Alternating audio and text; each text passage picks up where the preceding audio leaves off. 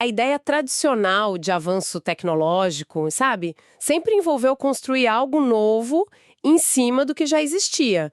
A roda, a máquina a vapor, a fibra ótica.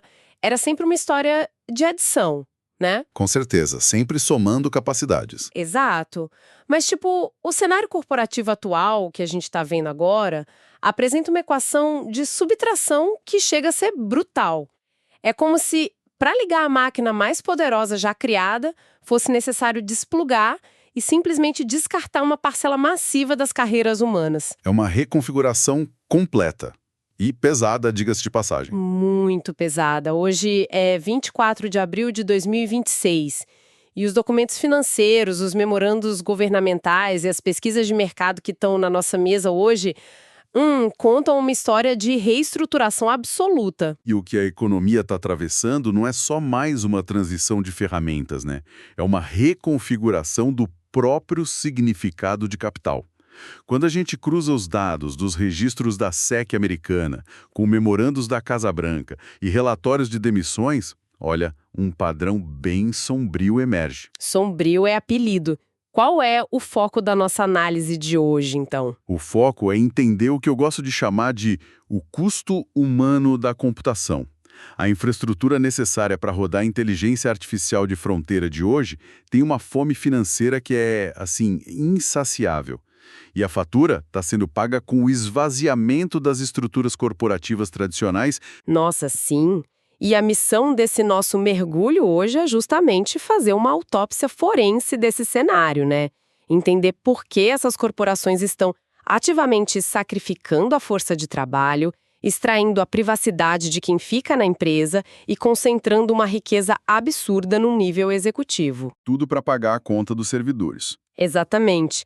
E o gatilho para essa avalanche de notícias hoje é, sem dúvida, o lançamento do GPT 5.5 pela OpenAI. Porque, veja bem, não estamos mais falando de um chatbot que responde perguntas. Não, de jeito nenhum. A arquitetura mudou. A novidade real é a autonomia. O GPT 5.5 e até ferramentas rivais mais recentes conseguem agir de forma independente nos sistemas corporativos. Espera, agir como? Tipo, sem ninguém clicar em enviar? Isso. A IA agora lida com ambiguidade, que era o último grande escudo do trabalhador de colarinho branco, sabe?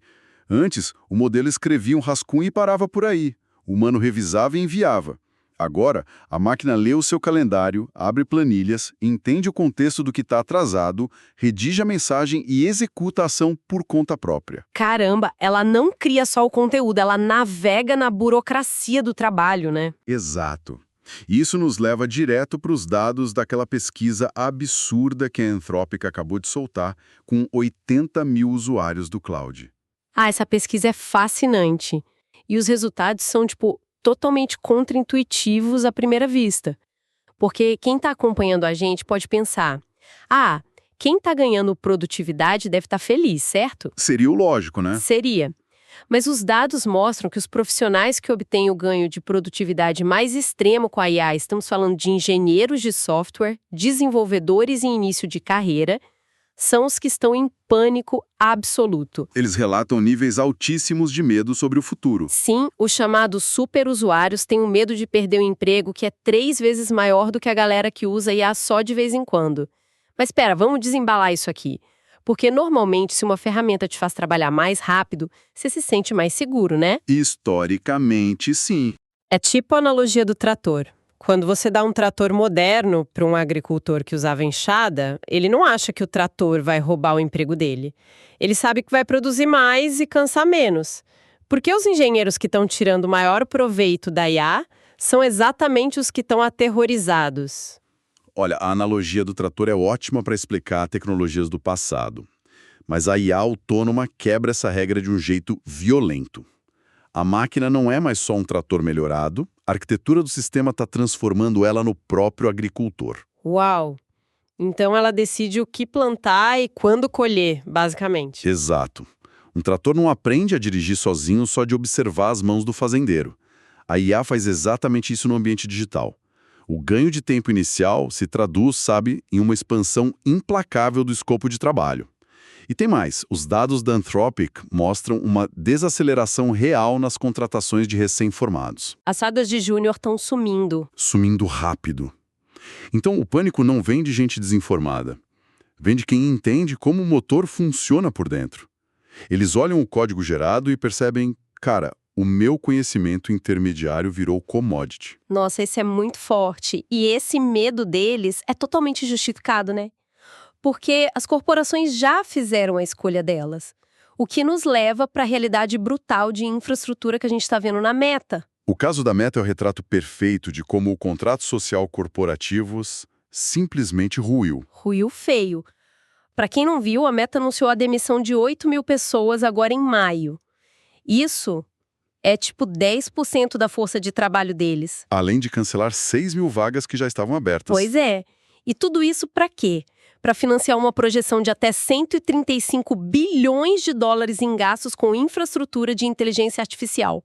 135 bilhões! É o PIB de muito país por aí. Exato. E eles estão pegando esse dinheiro para alugar infraestrutura, incluindo aquele acordo massivo para usar os chips Gravitron da Amazon.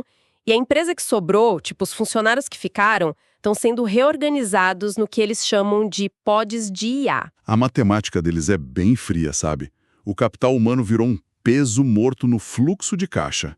Eles estão liquidando salários para conseguir pagar as contas de energia e ar-condicionado dos data centers. Mas aqui é onde a história fica realmente interessante e bizarramente sombria, na minha opinião. Porque não é só demitir. Tem um relatório interno que vazou, mostrando que a Meta implementou um programa de vigilância extremo nos trabalhadores que restaram. Um escrutínio nível militar. Sim, eles estão capturando teclas digitadas, tirando capturas de tela sequenciais do pessoal que sobreviveu aos cortes, e a justificativa técnica é usar o fluxo de trabalho humano para treinar os agentes de IA autônomos deles. É a ironia suprema, né? Demais, eles estão literalmente monitorando os movimentos dos sobreviventes para treinar o software que muito provavelmente vai substituir eles no futuro. É um nível de extração surreal. E do ponto de vista de engenharia de dados, olha, até faz sentido. Para a IA lidar com ambiguidade, ela precisa aprender a cadeia de raciocínio.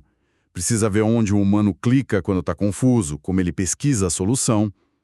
O trabalhador sobrevivente virou, na prática, um fornecedor não remunerado de dados comportamentais. O que é um absurdo.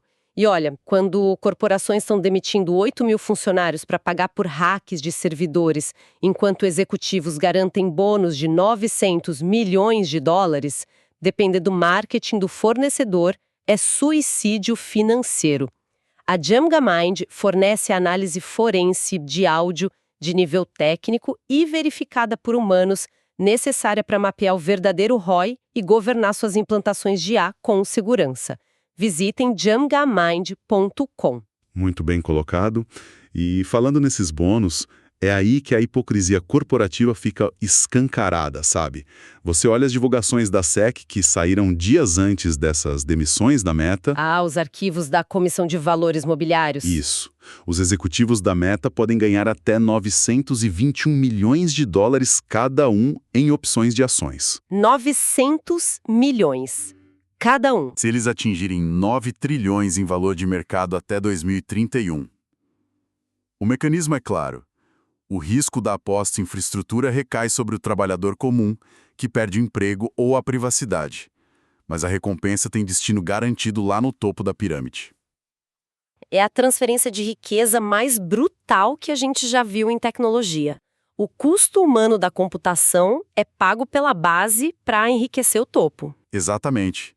E para quem nos ouve e está no meio desse furacão corporativo, pare de colecionar aplicativos beta brilhantes e comece a implantar infraestrutura real.